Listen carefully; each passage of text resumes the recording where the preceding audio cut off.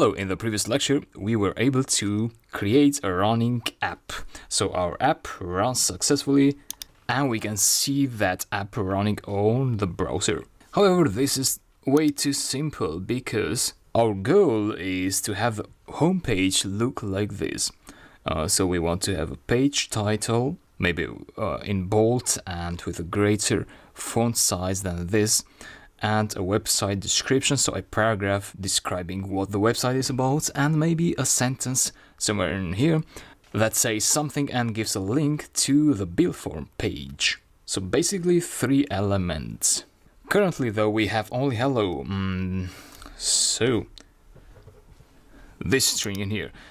And let's see how we can return the title. Well, this is just a Python string, it's a plain string. We cannot make it bold or increase its font size. What we can do is we can use HTML, which is another language used to create web pages. So all the paragraphs, the buttons, and all the visuals that you see on a web page are created with HTML. Therefore, to create a title in bold and in big font size, we need to use HTML here in the string. So this is an HTML tag, which needs to be closed with this slash and h2 again, and this closing bracket in here. Now to see the changes, either you have to restart the program, so stop it and then run it again, or we can do something in this app.run method. We can add a debug equal to true.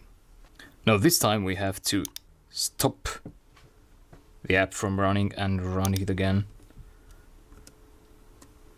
But next time we won't have to do that. And then go to the web page, reload, and you'll see that hello now has a bigger font size and it's in bold.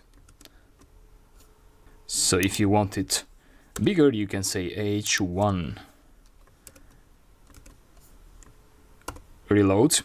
So you see this time I didn't have to stop and rerun the code. So just like that.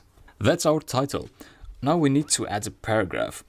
So we can do that in here, just like we did with the title. But that's not the best solution because our Python code will get too big if we add HTML code. Therefore, we can use another solution that Flask gives us. This solution goes like this. In the root directory where your main.py file is, so in the same folder with main.py, this file, create a new directory called templates.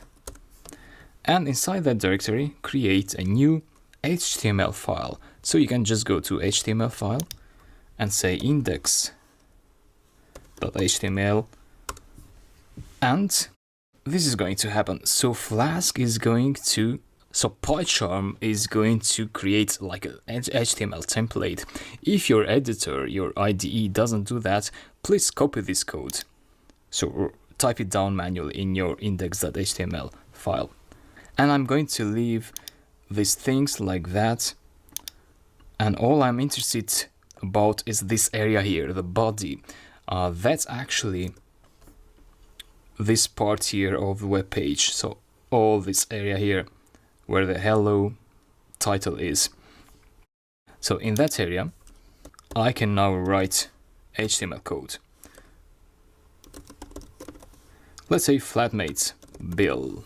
Now, of course, if I reload this, nothing will happen because we still haven't connected the index.html page with the main.py script. To do that, first we need to import the render template function, and then in here, instead of returning a string, we return the render template function. So we call the render template function, and the render template function expects a template or an HTML file, in other words, which is index.html.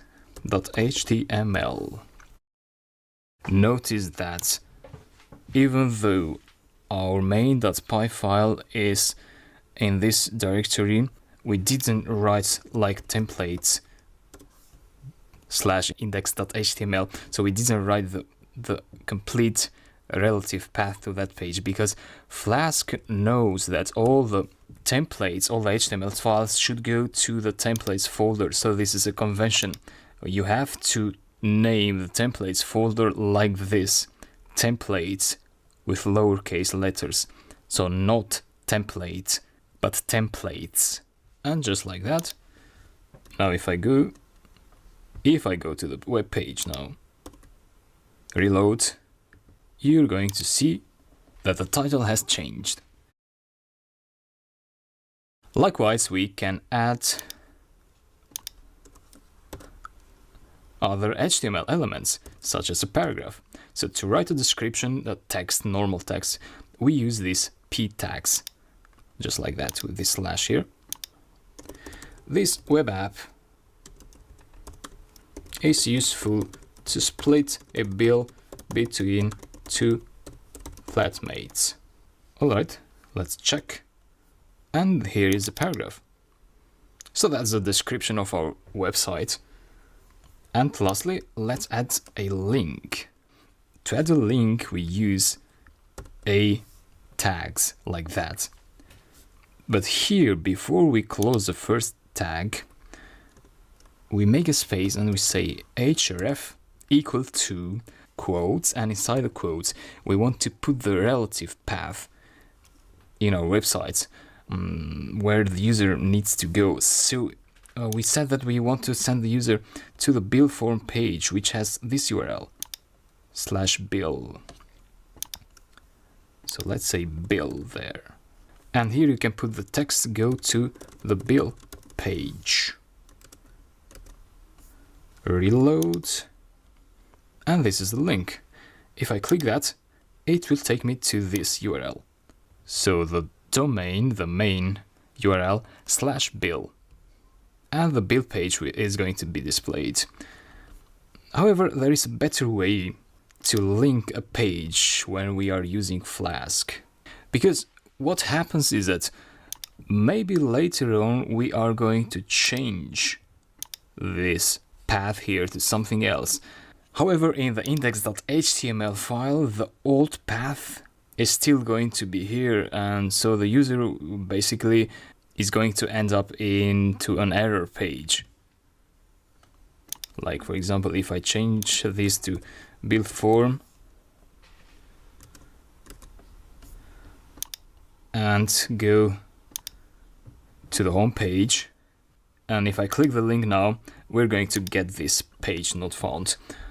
To make this dynamic in the index.html page, instead of using static links, we can use this special parentheses, so two opening curly brackets in here, two closing curly brackets in here, and inside those we use a URL for function, which is a Python function, and here we input the name of the class, which is this one in here, build form page.